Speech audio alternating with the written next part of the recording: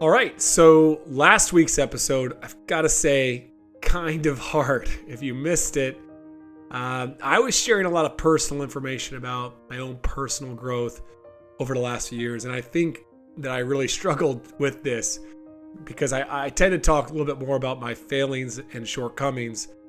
And the reason is because I just recognize and I realize I've got so far to go, like so far.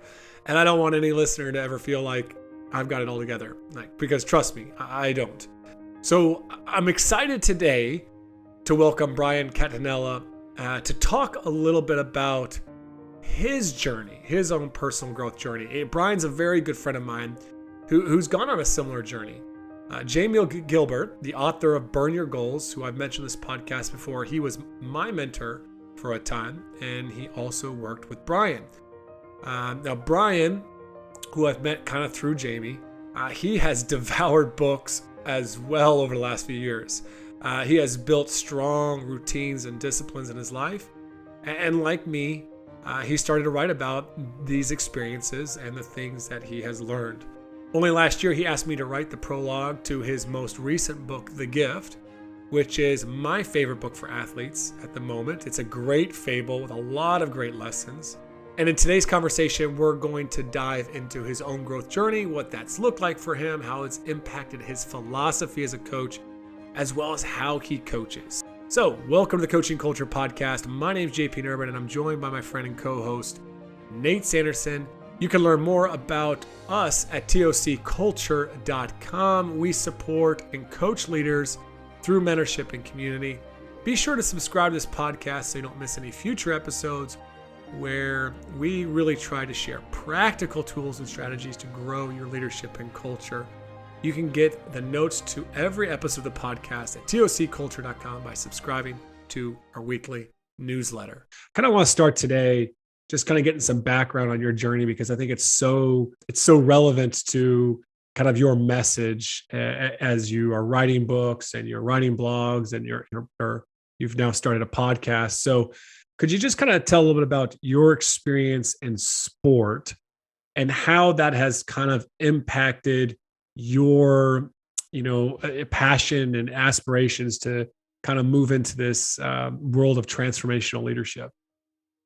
Well, thanks, JP. Thanks, Nate. And honored to be here. Huge fans, as you guys know, but also great to be with great friends today, too. So, in terms of sports, I love sports. My family has been pretty sports dominated my entire life. My dad played Division I football. My uncle played Division I football as well at Cincinnati. And, I grew up in that. That was a big part of our lives. My older brother ended up playing pro basketball in Europe, worked under Coach K as a grad assistant. So sports is, the daily life, right? Everything from when you wake up in the morning to when you go to bed, and good and bad in that sense, right? In terms of my background, I, as a young kid, was not necessarily the most physically gifted or fastest kid or most talented kid. It took me until 8th grade. I hit a growth spurt and grew a foot. So a lot of times I was overlooked. I was a little brother with a great athletic older brother who blossomed much later in high school and then through college playing college football.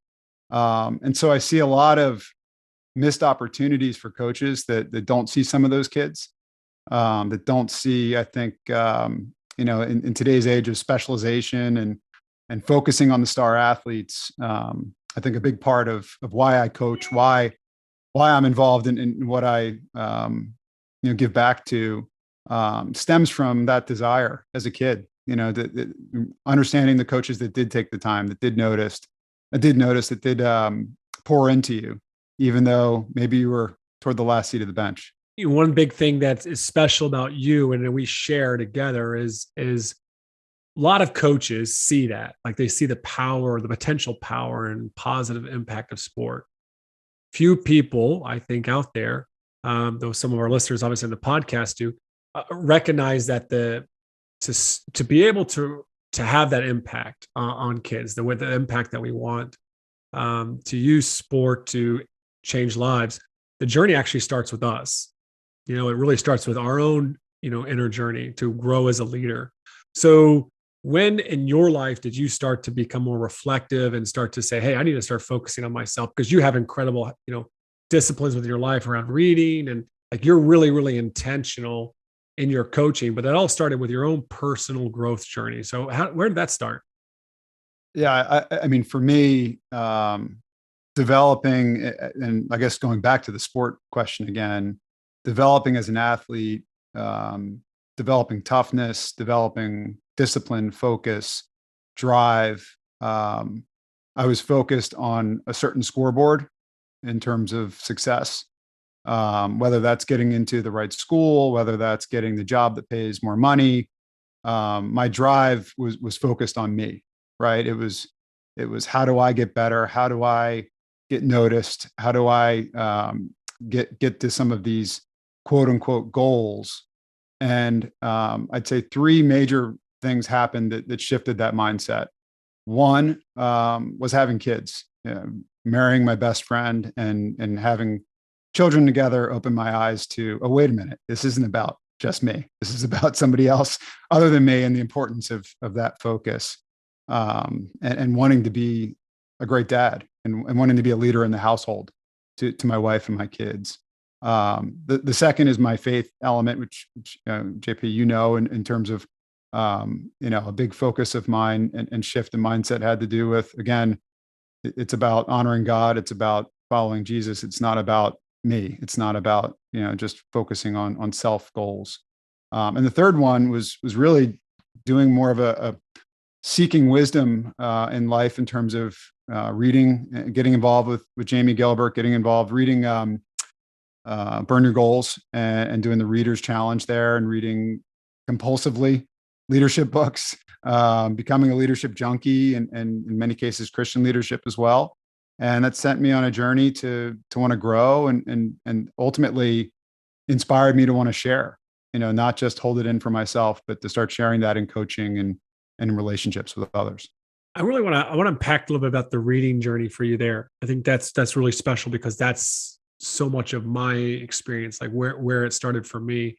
I think it's interesting because I was actually out running this morning. I was thinking about like the important disciplines coaches, need to start with, and while I think, reading isn't probably the most important part of my day, it was honestly one of the biggest catalyst for personal growth. Like I could leave out reading and it's not going to throw off my day. It's not the most essential piece, but at the end of the day, if I could recommend to coaches, one area to start growing and becoming better as a coach would be reading. I was just kind of curious, how did you develop, and start to implement that habit to really get after it there? Because it obviously has been really influential for you as well.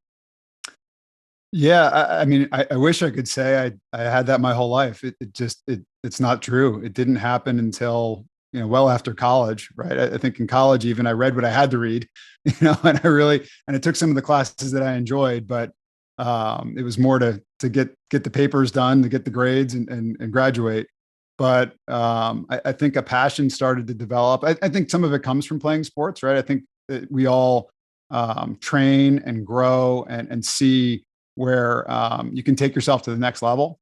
And I think as I started to unpack, reading from folks like John Gordon and Bob Goff and great authors that would push you, not just in a transactional way, or not just in a fitness goal or something like that, but push you to really think about, all right, what does it mean to grow outside of myself? What does it mean to leave an impact that's for a greater purpose than myself? And as those started to strike a chord, that's where I think more and more, wanting to go deeper, to continue to grow that, flex that muscle, and ultimately use that to share with other folks as well. Well, Brian, all these experiences have had an impact on your coaching philosophy as well. You're involved in coaching, as we were talking off air, some different sports at different levels. And I'm just curious, how would you, after all of this this personal growth that you've been on, this journey that you've been on, how would you describe to someone what your coaching philosophy has become? Yeah, I think that's a great question, Nate. So I wrote the book Lead with Love, and that phrase stems from a mentor of mine. It's something that he said that stuck with me forever, and was part of that in that growth period that I mentioned. Those three major changes in my life. And quite frankly, that's what I'm thinking of every morning, whether it's coaching, whether it's work, whether it's family. But I think it's an important one for me to pray about, think about, focus on before I step on a field. It's very easy for me. I'm a competitive guy, and I've always been, and that's been a good thing in some ways. But as a coach, I think it can really get in the way of what we're here to do, in terms of impacting lives and changing lives for the better. And so I think coming back to that phrase in my head, coming back to how can I help these young men become great adults, become great leaders, to teach them, hopefully, with how I handle myself, about humility, about encouraging one another, about putting somebody above themselves. If I'm out there screaming and yelling at refs, or discouraging someone, or demeaning someone, that's certainly not going to be living out what I'm hoping they're learning, right? What I'm hoping is going to sink in and hopefully guide them, that they can look back later in their lives. I want to ask you this question, because I think sometimes as coaches start down this journey of becoming more transformational in their approach, especially former athletes that have had success, at a high level, balancing that competitive drive with purpose and intent in how we interact with our athletes, and, as you mentioned, officials and parents and practices and all of that. How have you been able to navigate that? How do you balance that competitive drive with that transformational approach? Yeah, I think a book and you guys did an amazing podcast on it, The Messiah Method, comes to mind when you ask that question, right? That one of the goals, and goals might not be the right phrase, but one of the focuses of the team there, it was winning, right? They didn't sugarcoat it. Winning is important. Winning, when you step out in the field, you're not stepping out there to give up. You're competing. You're going to give your best. And I think, a lot of times I'll set a phrase or a banner for the season to say, this year character is the word, and every week we'll take a letter from the word and we'll build it out: courage and respect and dedication, whatever the letter is for the week.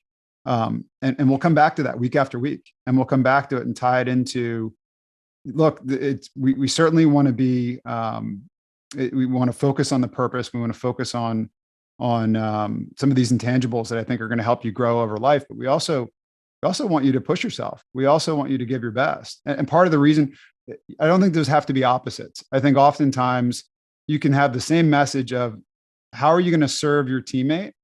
Well, you can serve your teammate by hustling, right? You can serve your teammate by putting your body on the line, setting a pick, and taking a blow, and doing something that isn't necessarily self focused, but it's also for the benefit of the team, and you can be driven along with that, I guess, is the long answer there.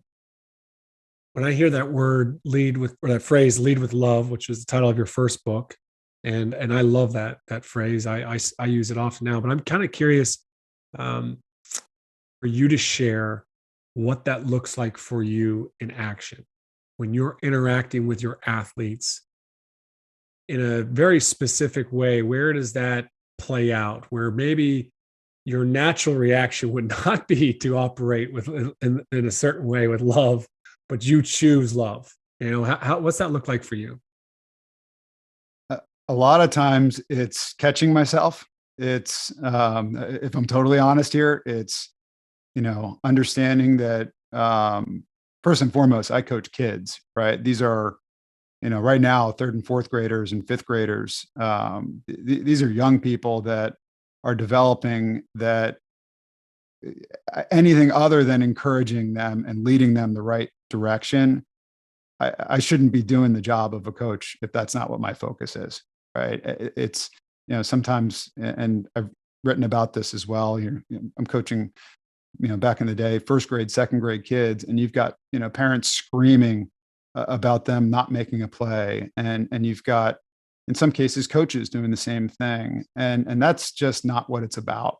I would say going from the season before this year to this year's season, coaching football, coaching the youth football program, I think I learned that I needed to handle my frustrations better when there were times of being outmatched or underperformance on the field, when the kids were truly giving their best, when the kids were truly um, playing the way that I was coaching them, right? That a lot of that stems back to pointing at myself and saying, all right, this is how they're playing. That comes back to me, right? In terms of, am I leading them the right way?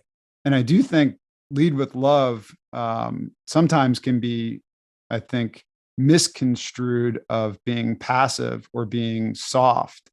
And I write about this toward the end of the book.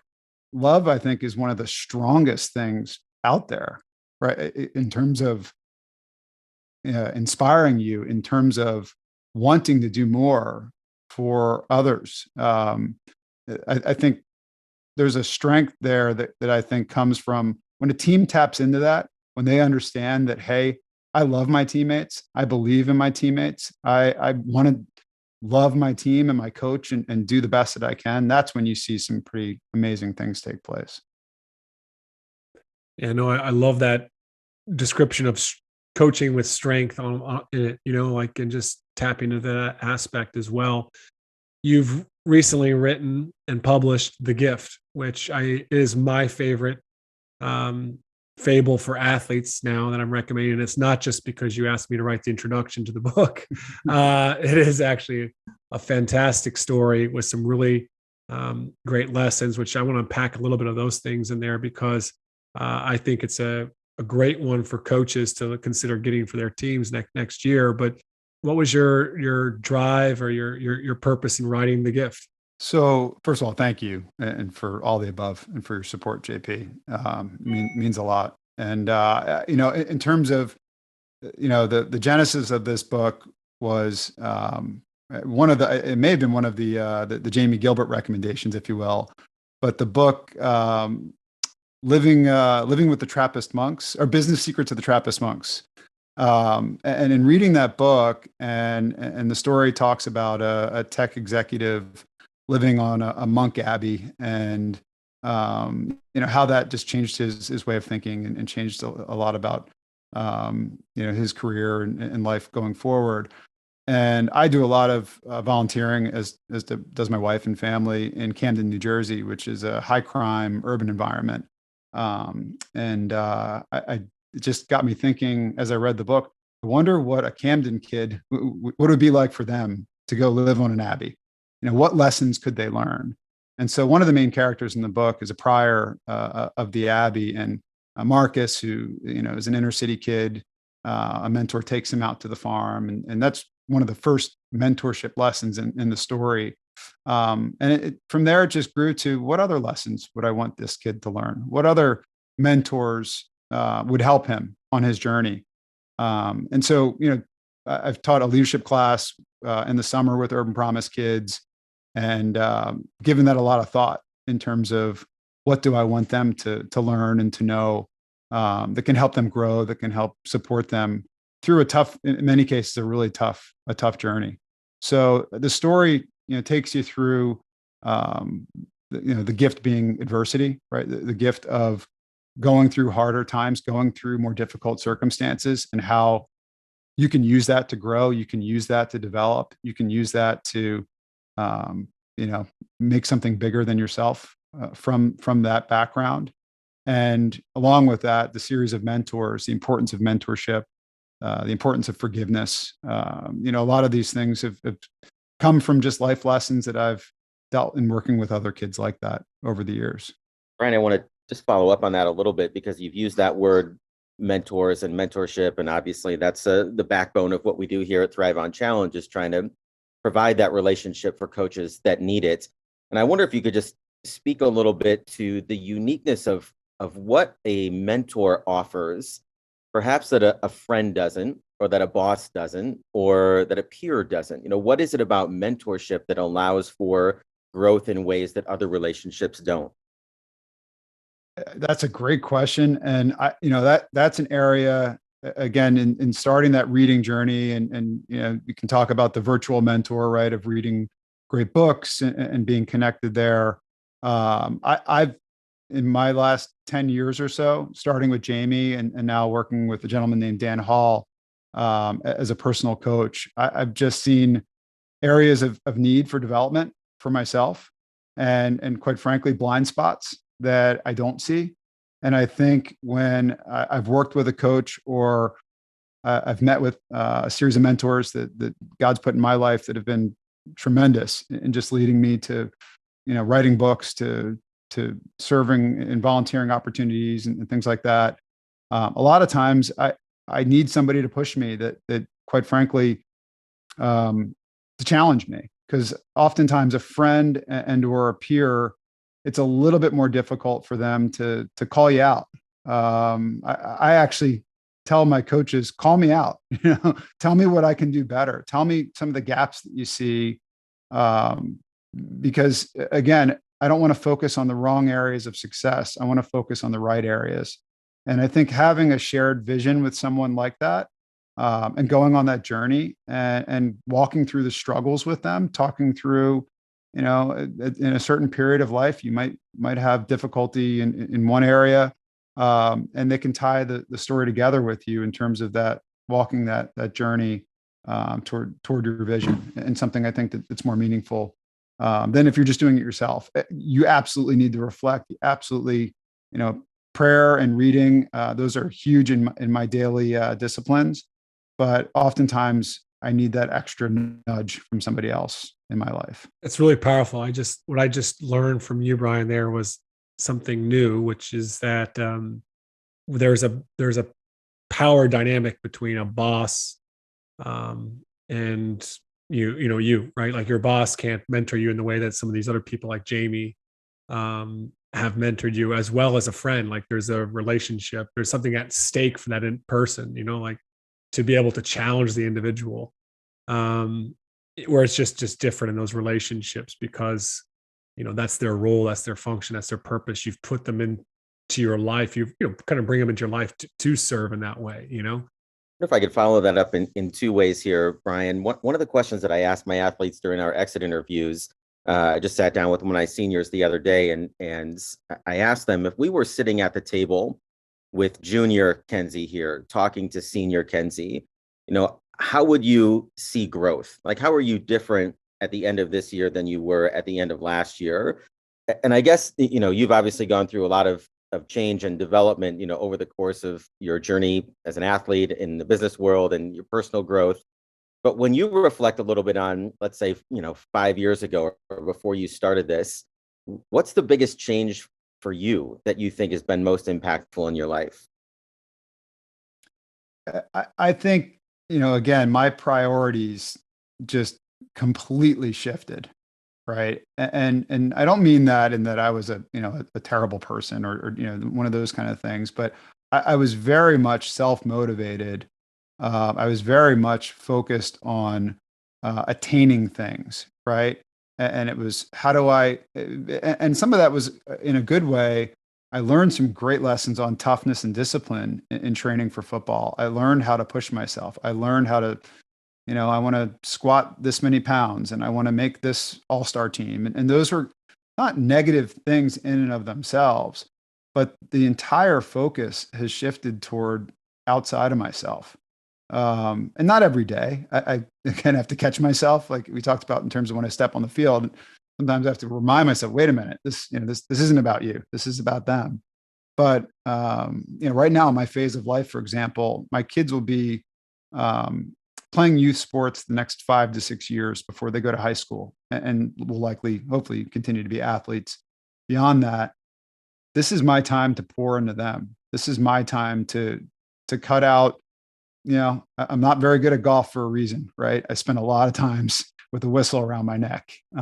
There's things that I certainly make time for that I think help me and help me keep a balance. But at the same point, it's much more outward focused than it used to be.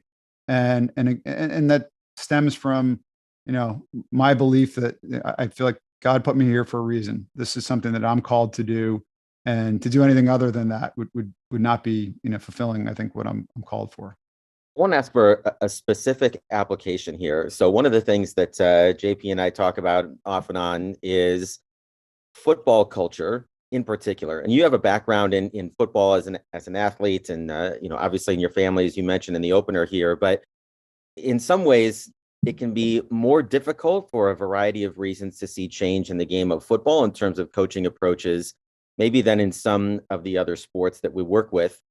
And I'm just curious, if you could write a prescription for football coaches, what kind of change would you like to see specifically in that arena, for coaches to be more effective, but more effective, not just on the field, obviously, but in the way that they're impacting the lives of their players?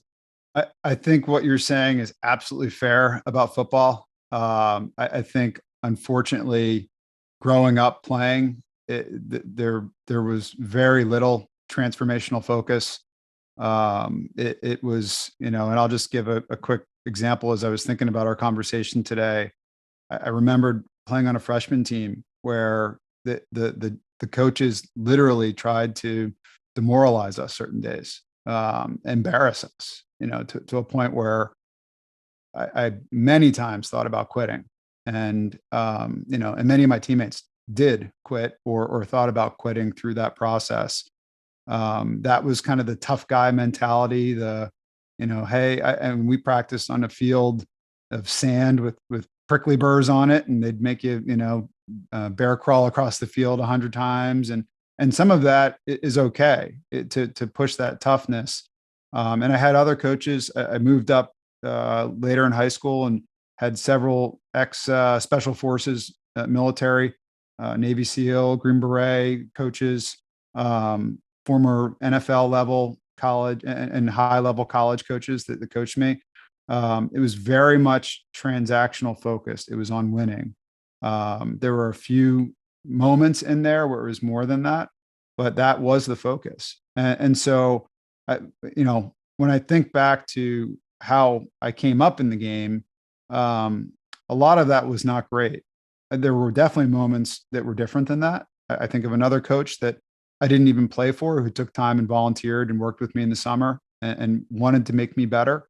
And I think he was the one out of a dozen, right, that stood out that way. I wish it was flipped. I think part of the reason that I coach is because I want to be part of that change. I think that there is an element of football of quite frankly, danger, right? It's a physical game. It is a explosive, in some cases, violent game that does take a mindset from a player of you when you walk on the field, every moment counts, and you have to take it very seriously, or someone could get hurt. And so I think coaching, there's a balance there of protecting the players and instructing them the right way and pushing them physically so that they can handle that. But I also think if that's all that you focus on, then you're going to miss so many growth opportunities. Any sport can be a great character building environment, can be, right?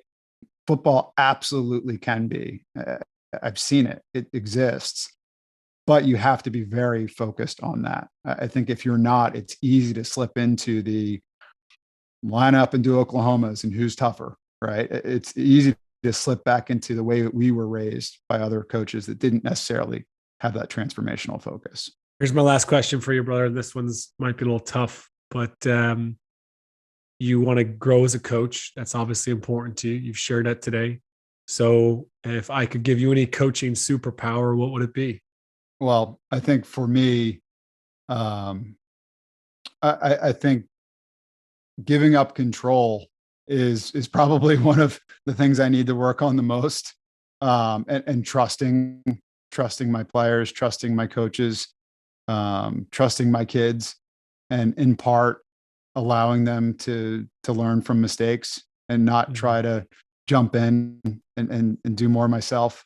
That might not just be a coaching superpower that I need. That might be a dad superpower that I need on the sidelines, cheering for my kids as well. I think I want so badly for my kids and for the kids that I work with to experience the joy that comes with playing sports, the experience, in some cases that comes through winning, in some cases that comes from achieving something that they didn't believe that they could, or that they didn't know that they could.